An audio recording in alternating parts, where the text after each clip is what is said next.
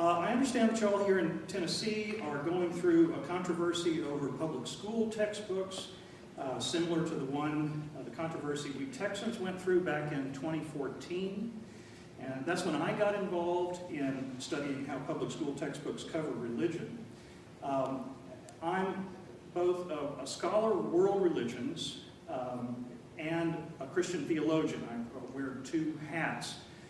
Sometimes I'm working in the religious studies field, sometimes I'm working in the Christian theology field.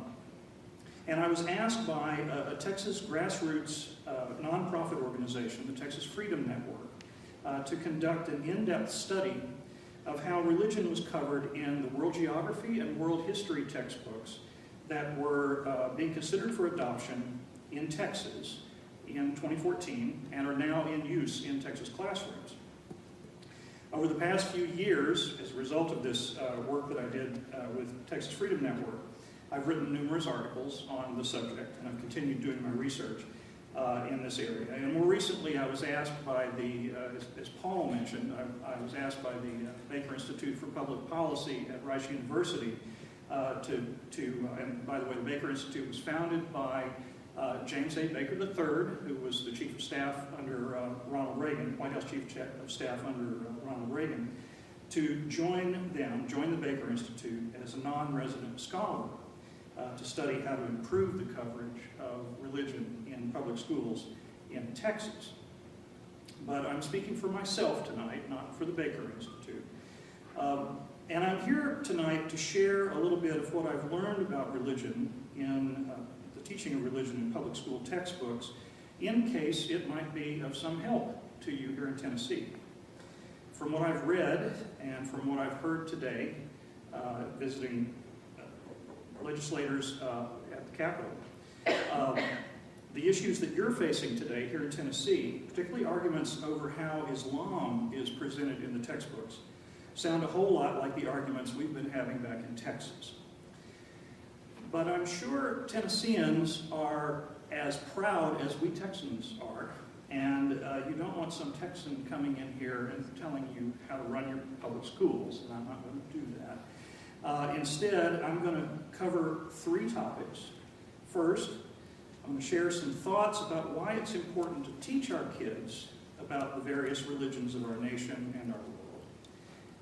Now, of course, here in America, we have a long and honored tradition of First Amendment protection against government establishment of religion. So religion needs to be presented in the classroom in a way that doesn't infringe on that basic freedom that we have. So second, I'm going to share some thoughts about how we can do that, how we can teach religion in public schools without essentially establishing a religion. And finally, I'd like to share some lessons learned from this very similar controversy over textbooks in Texas, focusing particularly on the issue of the presentation of Islam and Christianity. So first, some thoughts about why it's important for school kids to learn about religion. Some folks argue that the best way to keep the government from meddling in religion, and vice versa, is to keep all discussion of religion out of public school classrooms. Now, I can see their point, but I disagree. I firmly believe that public school students need to receive at least a basic level of education about world religions. Why? Three reasons. First, religion has played a profound role in the story of humankind and continues to do so today. Public school students simply can't understand our world unless they have a basic working knowledge of the religions of our world. Second, religious differences also figure prominently on the national political landscape, influencing debates over abortion, sexuality, marriage, and so forth. So our students can't understand what's going on here in the United States unless they have that basic working knowledge of the religions of our United States. But the third, and maybe the strongest reason for covering religions in the public schools is that students are growing up in a United States that's becoming much more religiously diverse than ever before. Their neighbors, their classmates, their future co-workers and customers may well have very different beliefs and practices than they themselves do. Students need to understand the beliefs and practices of their fellow citizens in order to function effectively in our nation. And since students are already learning about geography and history, it makes sense for them to learn about religions too. But there are right ways and there are wrong ways to teach religion in the public schools. One obvious wrong way would be to promote one religion. That would violate that constitutional freedom I talked about before, of our freedom from the government establishing one religion over others. The right way, I would argue, and many other scholars in this, who are working in this area agree, is to present all religions fairly and accurately, drawing on the best and most accurate information our scholars can offer. And I say this not just as a scholar, as someone who spent a good bit of my life, the last 20 years, trying to understand the human phenomenon of religion. My insistence on fairness and accuracy also stems from the fact that I'm a lifelong Christian. I learned my Christianity from my family, including my grandpa. And one of the things my family taught me was to always remember what Jesus taught. And a lot of you who are Christians know the same. In everything, treat people the same way you want them to treat you. Matthew 7. And Jesus also taught us that we should love God with all our hearts and that we should love our neighbor as we love ourselves. That's from Matthew 22. Now, it goes without saying that I want my own religion, Christianity, to be presented fairly and accurately in the textbooks. And precisely because I follow Jesus, I want my Muslim neighbors and my Jewish neighbors and my Buddhist neighbors and so on to receive the same treatment in the textbooks that I want for Christianity. Portray their religious beliefs and practices fairly and accurately. And their history as well, the history of those religions. Now, this isn't something abstract for me. It has to do with being fair to my actual real-life neighbors, friends, and students, such as my Muslim colleague in the religion department at Texas Christian University, Yushal Sadiq, who's taught me much about Islam, or the many Muslim students I've had in my religion classes at Southern Methodist University and Texas Christian University, or my former dermatologist, only former dermatologist because our insurance changed and he wound up outside our network, otherwise I'd still be with him. My former dermatologist, Dr. Basem Chakr. At one time, I happened to have an appointment with Dr. Chakr during Ramadan. And he knew that I was teaching world religions.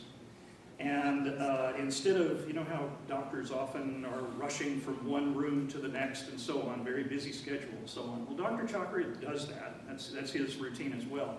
But he took about 10 minutes of his time. He stopped and he talked to me about Ramadan. I'm getting chills thinking about it. Talked to me about Ramadan. He talked to me about how the fast, the month-long, all-day fast, helps him to remember, to be mindful of God, and to be mindful of all that God has done for him and his family. Now these, my Muslim neighbors, are Americans as much as I am. Their religious community deserves the same fair and honest treatment that I want for my own, for Christianity. Okay, so it's vital, I argue, it's vital that our public school students learn about religion, and that information should be presented fairly and accurately, reflecting the best available information religious scholars can offer. So finally, I'd like to pass along 3 lessons that we've learned from our experience in our own textbook controversy back in Texas. And I'm going to focus on issues relating to the coverage of Islam and Christianity, because that's where much of the disagreement has been in Texas, and I understand the same is true here in Tennessee as well. There are many other areas we could talk about as well, the coverage of primal religions, coverage of Hinduism, and so on, but we'll focus on Islam and Christianity. Now, just to be clear again, these are lessons from Texas. I haven't looked at the Tennessee textbooks, right? So I can't comment on the quality and accuracy of their presentation of Islam or other religions. But perhaps some of what I can pass along will be helpful as you consider your own textbook issues. So I'm talking about 3 lessons learned here. Lesson learned number 1. Be wary of line counters and page counters. I don't know if you've seen examples of this here in Tennessee, but we saw it in Texas. Back in 2011, some folks in Texas tried to prove that some of the world history textbooks then in use in Texas classrooms had a pro-Islam, anti-Christian bias. And they purported to show that the textbooks devoted more lines to Islam than they did to Christianity. Right? And they even managed to convince a narrow majority on the State Board of Education to pass a resolution condemning this alleged bias. Well, the problem was that the line counters failed to count a whole slew of references to Christianity in the history books. For instance, they didn't count references to the church in the Byzantine Empire, monasticism and church reform in the Middle Ages, the Holy Roman Empire, canon law, religion as a unifying force in Europe, the Reformation, Christian influences in art and architecture in the Renaissance and other areas. And those are all references to Christianity, but the line counters didn't count them. And this problem surfaced very quickly, just after the board had passed its resolution. So as a result, the line counting told us far more about the line counters themselves than about the textbooks. The same problem can crop up in arguments that rest on page counting. This textbook spends so many pages on Islam, but only so many pages on Christianity or Buddhism or Hindu. Arguments that rest on page counts are only as good as the range of search terms they count. All right? So the lesson learned here was, be very wary of claims of bias that rely on line counting or page counting. Take a close look at exactly what's being counted. Does it cover all possible references or only some of them? Now, it might be possible to use line counting or page counting to demonstrate bias, but it would have to include a whole lot of search terms, like the ones I just mentioned, in order to be worth the effort. And that in turn requires a thorough and careful reading of the textbooks. And if you do a thorough and careful reading of the textbooks, you don't need to do line counts or page counts, because you can find evidence of bias or lack of bias by looking at overall patterns in the content. Okay, and that's what I did when I reviewed the world geography and world history textbooks in 2014. That takes time. It takes a lot of time. I spent basically 3 months working full-time, working through these textbooks. But if you have many people working on it, you can get the job done a lot faster and a lot easier. Okay, lesson learned number 2. You can't always trust claims of pro-Islam bias in the textbooks. Now again, I haven't looked at the Tennessee textbooks, so I can't comment on the quality and accuracy of their presentation of Islam or any other religions. But I did study, as I said, very thoroughly, the world geography and world history textbooks up for adoption in Texas. And I can tell you that some of the allegations about pro-Islam bias in the textbooks were based either on half-truths or falsehoods or plain old anti-Muslim prejudice. The most prominent example in the Texas textbook review process were reviews from a group called Truth in Texas Textbooks. And because that's kind of a mouthful, I'll call them Triple T for short. And I understand they have a presence here in Tennessee as well. Now, let me say, before I go any farther, that I respect the dedication of the Triple T reviewers. They spend a lot of time doing their reviews. And I respect their right to express their opinions about the textbooks. Sadly, however, their reviews were chock full of half-truths and just plain wrong information. For example, one Triple T reviewer wanted the textbooks to teach students that, quote, Islam is spread by the sword while monotheistic religions are not, end quote. we could set aside the obvious problem that Islam is a monotheistic religion. Right?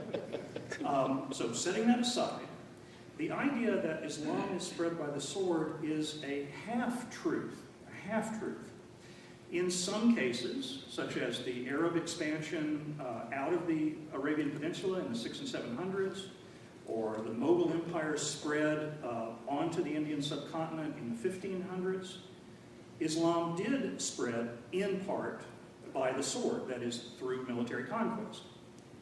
In much the same way that Christianity spread throughout Latin America, in part by the sword of the Spanish conquistadors. Yet Islam reached many other parts of the world by peaceful means, just as Christianity did. A great example is Indonesia, which has the world's largest Muslim population. Islam was brought there not by armies, but by Muslim traders, by business people, Muslim business people. It gradually spread peacefully over the Indonesian archipelago, gaining converts from all parts of society. And Indonesian Islam blended with local religious beliefs and traditions and created a pluralistic society despite having a Muslim majority. And Indonesia today has more than 190 million Muslims, but also has a secular government and influential Christian, Hindu, and Buddhist minorities. Another example of the peaceful spread of Islam is here in the United States.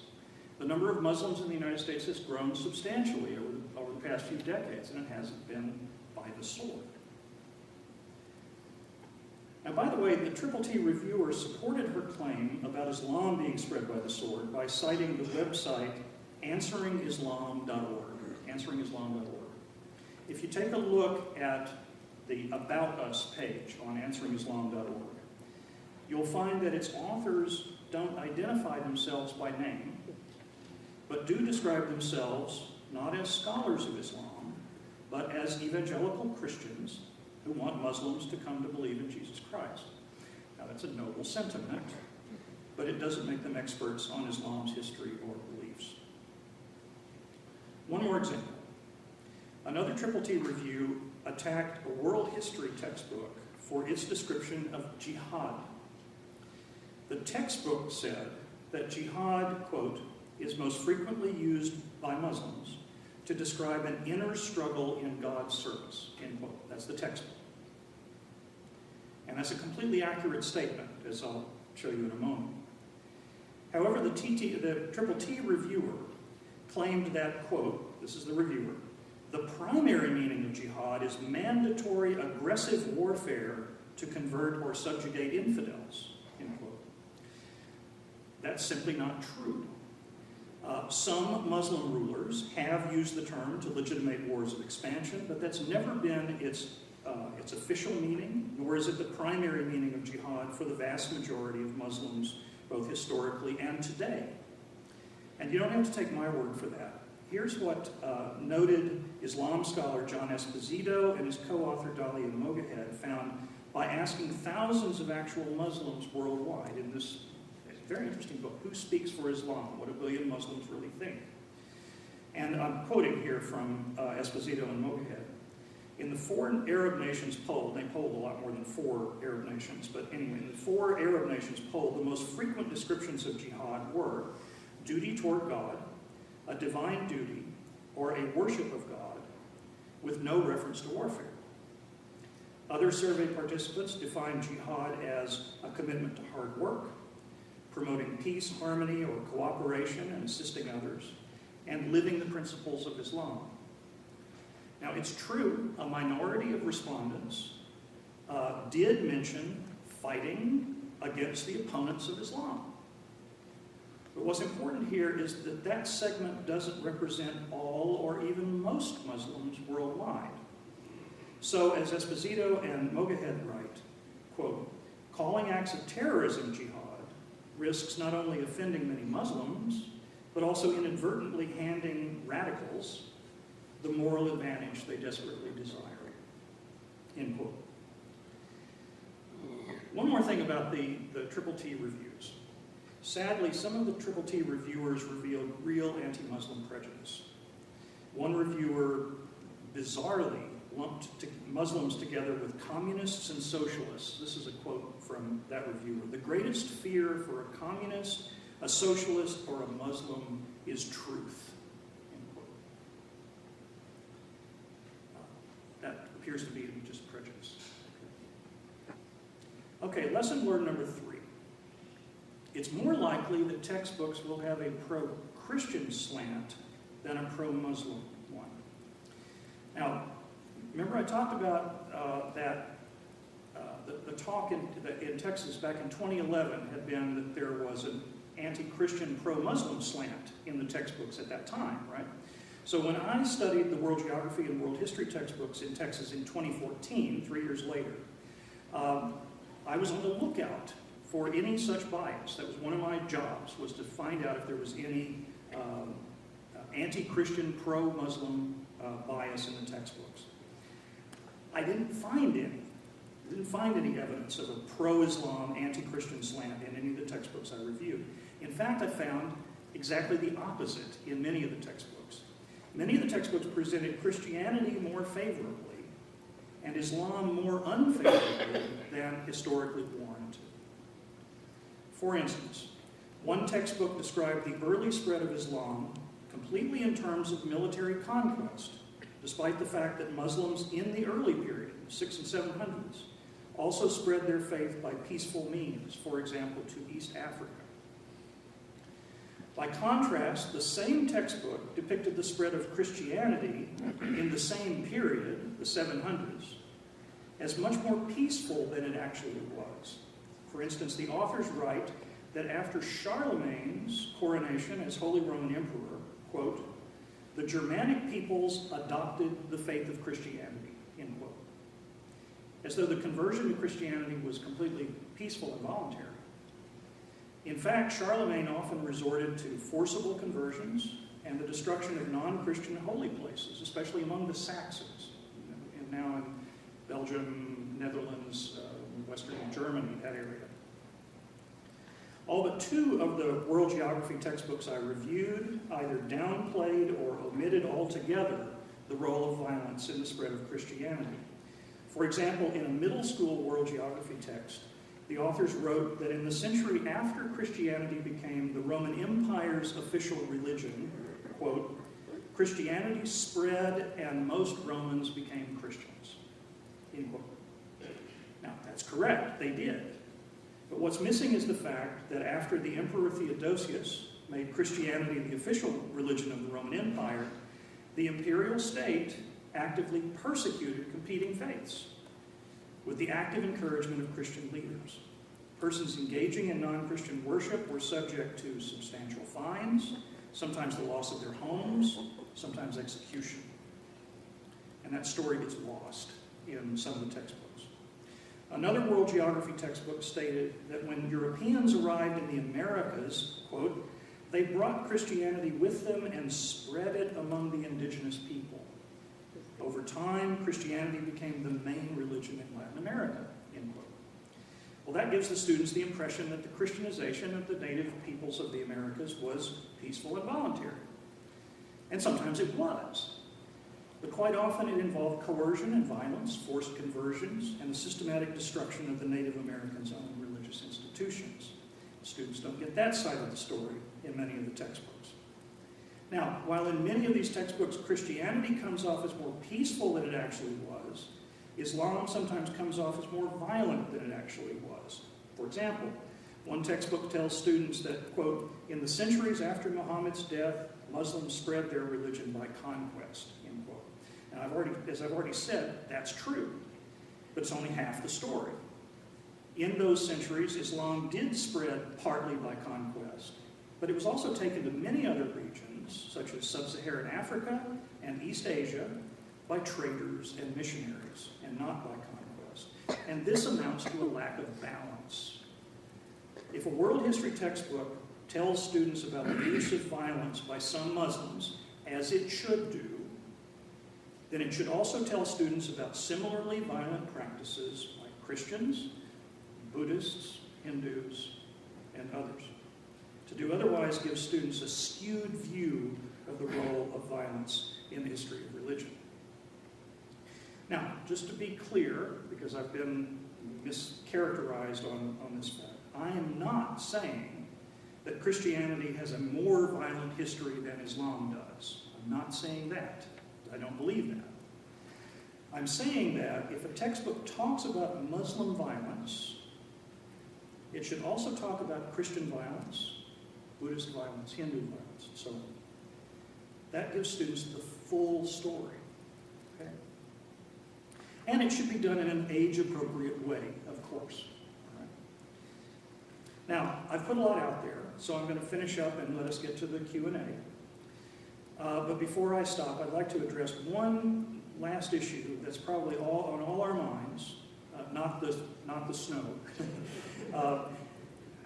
The other one that's on all our minds, the problem of religious terrorism. Right? Now, I know that some of the concern about how Islam is presented in public schools is rooted in concerns about Islamic terrorist groups like ISIS and Al-Qaeda, and individual Muslim terrorists like those responsible for Paris and San Bernardino. Because those terrorists claim to be following Islam, it's understandable that folks might jump to the conclusion that the problem is with Islam itself. But I would argue that that's to jump to the wrong conclusion. Although I'm an Episcopalian, let me quote what Pope Francis said after visiting a mosque in the war-torn Central African Republic last year. This is what Francis said. One cannot write off a religion because there are some groups of fundamentalists. How many wars, and not only wars of religion, have we Christians waged? The Muslims were not responsible for the sack of Rome. Muslims have values, and these values are constructive. That's Pope Francis. Now, those who kill innocent people in the name of Islam need to be called what they are: butchers, evil. Right? But they are only a very small fraction of Muslims worldwide. For most Muslims, Islam is indeed a religion of peace. And many of them, many Muslims, are as worried about terrorism as the rest of us are. For example, many, probably most, of the victims of ISIS in Syria and Iraq are other Muslims. And that's why so many Muslims are fleeing that war-torn region, going to Europe and other areas. To categorize Islam or all Muslims as violent based on the actions of a few Muslims is just as wrong as calling all Southern Christians intolerant and violent based on the actions of the Ku Klux Klan. The Klan, as I'm sure you know, portrayed itself as a Christian organization. Initiates had to swear allegiance to the nation and to Christianity. And earlier I mentioned Jesus' golden rule. In everything, treat people the same way you want them to treat you. Now, as a Christian and as a Southerner, the descendant of a long line of Southerners going back well before the Civil War, I wouldn't want someone to look at the Klan and jump to the conclusion that all Christians or all Southerners are violent and intolerant. Following the golden rule, then, it's important not to treat other religious communities that way either. Certainly, teach students about the horrors committed by ISIS and Al-Qaeda, just as we teach them about the horrors committed by the Klan. But to convict an entire religious tradition for the sins of a few is wrong. And I believe, contrary to the teachings of Jesus, I think we can do better. Thank you.